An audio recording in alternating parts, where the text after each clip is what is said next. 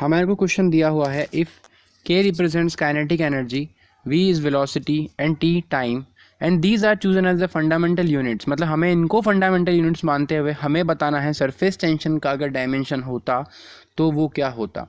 ये अभी तक के बाकी सवालों से डिफरेंट है। अभी तक हम मास, लेंथ और टाइम को लेते हुए अपनी डायमेंशंस कैलकुलेट कर रहे थे, लेकिन यहाँ पर हमको फंडामेंटल डायमेंशंस, हमें फंडामेंटल यूनिट्स दूसरी लेनी है। फंडामेंटल यूनिट हमको लेनी है kinetic energy, velocity and time.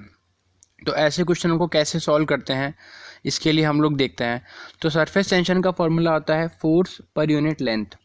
अब हम लोग क्या करेंगे, डायमेंशन एनालिसिस लगाएंगे, क्योंकि जो ये नई यूनिट्स हैं इनके अंदर भी जो वैल्यू है वो चेंज नहीं होनी चाहिए। इसका मतलब जो डायमेंशन है वो नई यूनिट्स में रखने के बाद भी जो पहले वाली डायमेंशन है सरफेस टेंशन की वही आनी चाहिए। तो हमने मान लिया कि सपोज के की पावर ए, वी की पावर बी एंड टी की पावर सी, ये हमारा नया फार्मूला है कुछ सरफेस टेंशन का। तो इसकी डायमेंशन होनी चाहिए फोर्स पर यूनिट लेंथ के बराबर, जो भी डायमेंशन निकल कर आएगी। तो फोर्स पर यूनिट लेंथ की अगर हम लोग बात करते हैं तो हम लोगों के पास फोर्स होता है ml_t-2 एंड लेंथ होता है l। नाउ हम लोग वैल्यू रखते हैं इसके अंदर। तो जब हम लोग वैल्यू रखेंगे k की, तो k है हमारे पास काइनेटिक एनर्जी। तो हमारे पास जो k की डायमेंशन आएगी वो वही आएगी जो हमारी एनर्जी की डायमेंशन होती है। एनर्जी की डायमेंशन होती है फोर्स इंटू डिस्प्लेसमेंट। तो हमारी k की डायमेंशन आ जाएगी m into l² t-2। Similarly हम जब वेलोसिटी की डायमेंशन लिखेंगे तो हमारे पास जो वेलोसिटी की डायमेंशन है वो आएगी lt-1। और सिमिलरली हमारे पास जो टाइम है, हम टाइम की डायमेंशन लिखेंगे और टाइम की डायमेंशन आएगी t। तो हमने ये सब डायमेंशन रखते हुए फॉर्मूले में वैल्यू रख दी। अब हम क्या करेंगे, इक्वेशन बना लेंगे a, b एंड c की।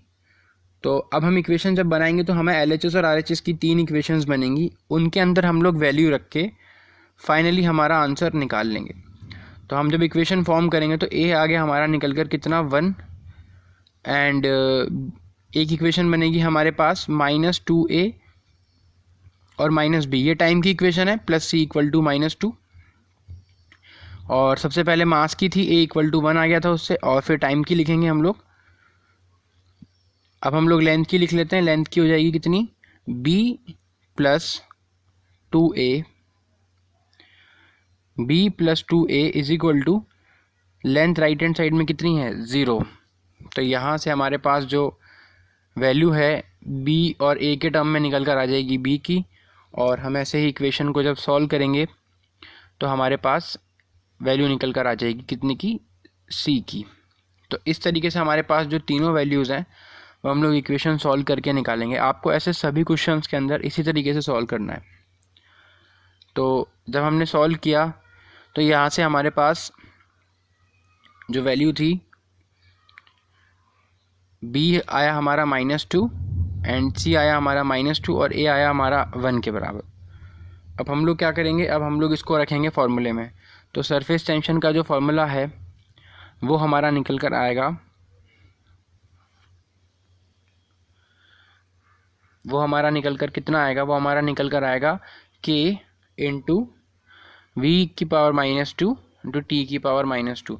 और आप इसमें कोई कांस्टेंट c भी मल्टीप्लाई कर सकते हैं, तो ये हमारा आंसर हो जाएगा। इसी तरीके के जितने भी क्वेश्चन हैं आपको सब में यही लगाना है। आपको एक एक करके LHS और RHS में इक्वेशंस बनानी है एंड देन उन इक्वेशंस को सॉल्व करके आपको फार्मूला निकालना है और फिर कांस्टेंट से मल्टीप्लाई कर देना है। So thank you for watching this video and do subscribe to my channel and share this video with your friends.